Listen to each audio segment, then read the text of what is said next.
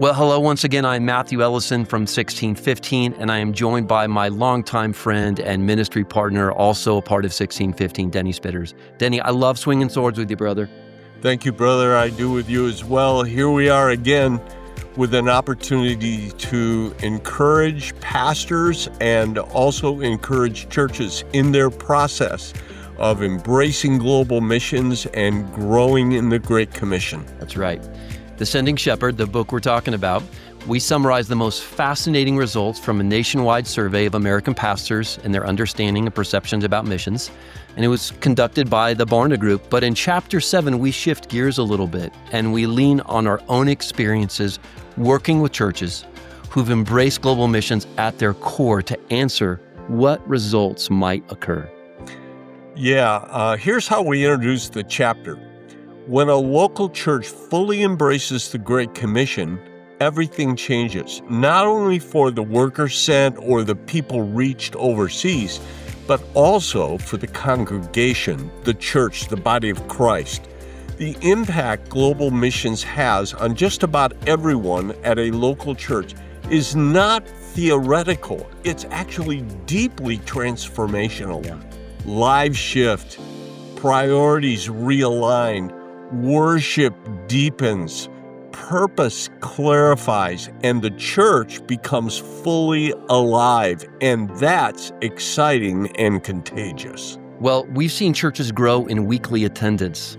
One example is a church that went from 500 to 3,000. Now, there's no guarantees. If you embrace God's heart for the nations, you're going to see church growth.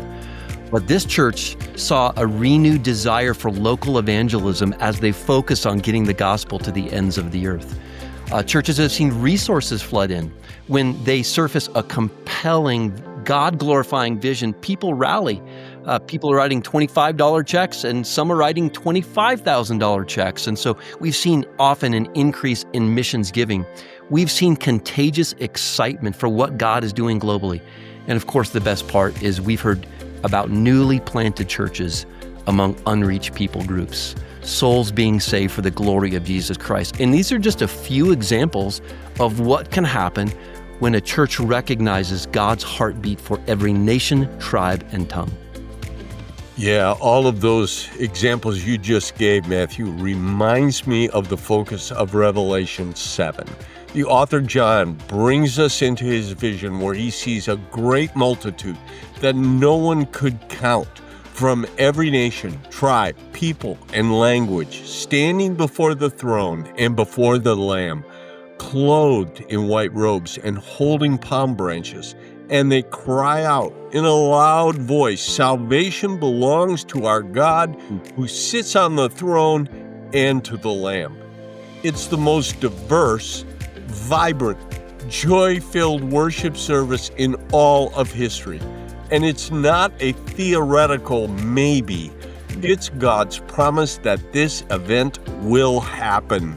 It cannot and will not fail because God has made the promise it will happen. Yes, it will. And I don't know if you came up with this phrase, but I lifted it from you. The Great Commission's fulfillment is not impossible. It is inevitable. And our job is to get out those invitations to the nations that they are invited to the marriage supper of the Lamb. And when this happens, when a church embraces this vision, it's not just a spiritual upgrade.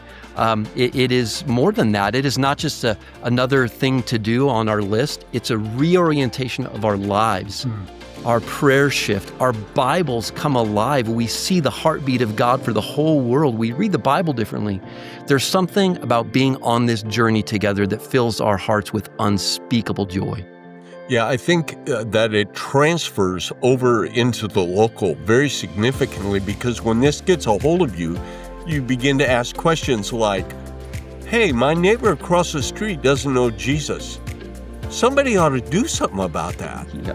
We begin to really kind of grasp this. And when the church tastes the joy of sharing the gospel in this way, especially in places where there is no one to share this, there's no going back to the same old routine.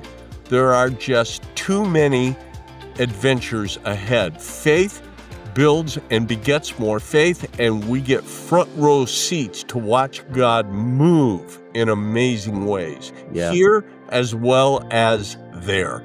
Well, there are several of those stories in the book, and one stands out in my mind. It's a church I had the privilege of coaching, Faith Bible Church in Edmond, Oklahoma. Tanya Zuniga is the missions director there, and her story of her church's transformation is so incredible.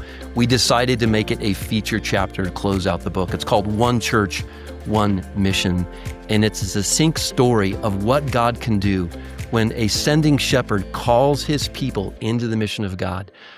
When I read it, my eyes fill with tears.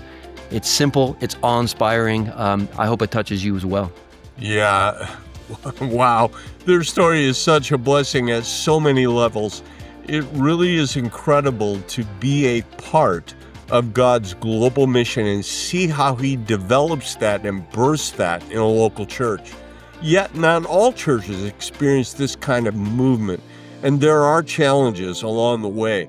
But I think when we put our faith in God and obey Jesus' command to go and make disciples of all nations, He will make a way for us. That's His promise. Yeah, there'll be opposition, but the gospel will go forth. It will sound forth. So, okay, now in our final video in the series, we answer a question that we hope is on your minds. Where do you go from here? Let's get into that now.